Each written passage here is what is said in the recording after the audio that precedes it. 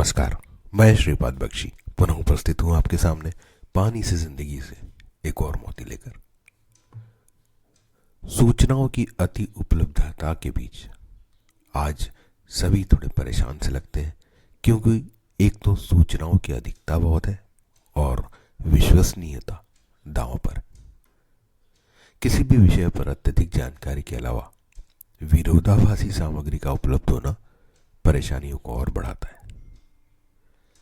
कैसा जीवन जिया जाए यह भी हर एक व्यक्ति के हिसाब से अलग अलग हो सकता है, परंतु व्यक्तिगत रूप से ऐसा महसूस होता है कि प्रत्येक व्यक्ति ने, चाहे वो कुछ भी कार्य या व्यवसाय कर रहा हो, एक समीकरण या फॉर्मूला अपनाना चाहिए जो बहुत हद तक जीवन के सबसे महत्वपूर्ण बिंदुओं पर लाभकारी सिद्ध होता है। यह समीकरण है ट्रिपल एफ फॉर्मूला, जहां पहला एफ प्रतिनिधित्व करता है फिटनेस या तंदुरुस्ती का, दूसरा एफ प्रतिनिधित्व करता है फैमिली या परिवार का, और तीसरा एफ फाइनेंस या वित्त प्रबंधन का। और तो और इन तीनों एफ की प्राथमिकताएं भी इसी क्रम में होना चाहिए, मतलब पहले फिटनेस, फिर फैमिली और बाद में फाइनेंस।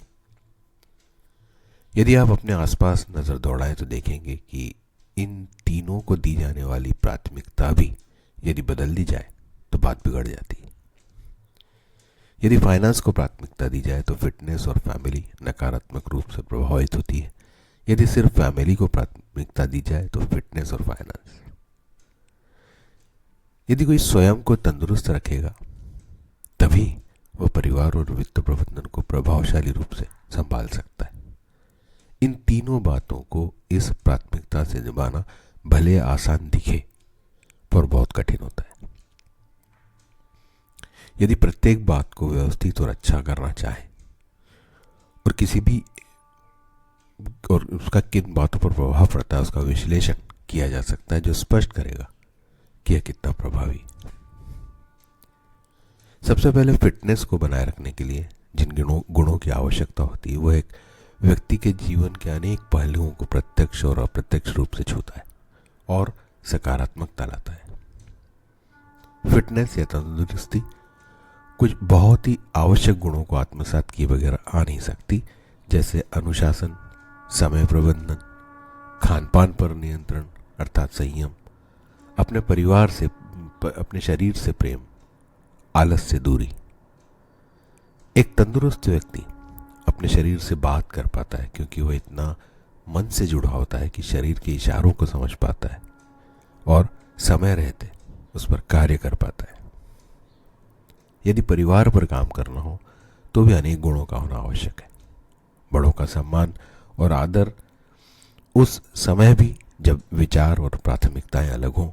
माता पिता और परिवार के अन्य वरिष्ठ जनों से बिना किसी प्रतिफल की अपेक्षा रखे दूसरों के लिए सर्वस्व न्यौछावर करने का गुण, परिवार से जुड़े अन्य रिश्तों को निभाने का गुण, ऐसे आचरण जिससे अपनों से छोटे कुछ सीख सके, समाज में ऐसा व्यवहार जो परिवार के आदर्शों के विरुद्ध ना हो और अपनों को नीचा देखने पर मजबूर ना करे।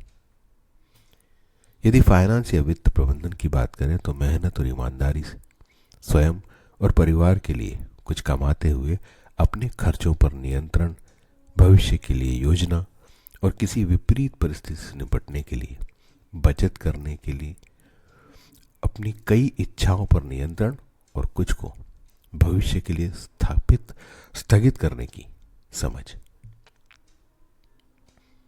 यदि देखें तो इन तीनों एफ को यदि सशक्त रूप से अपने में समाहित करने का प्रयास किया जाए तो कालांतर में कोई भी व्यक्ति उन गुणों से सुसज्जित होगा जो उसे जीवन के किसी भी दूसरे क्षेत्र में सफल होने के लिए आवश्यक होते हैं।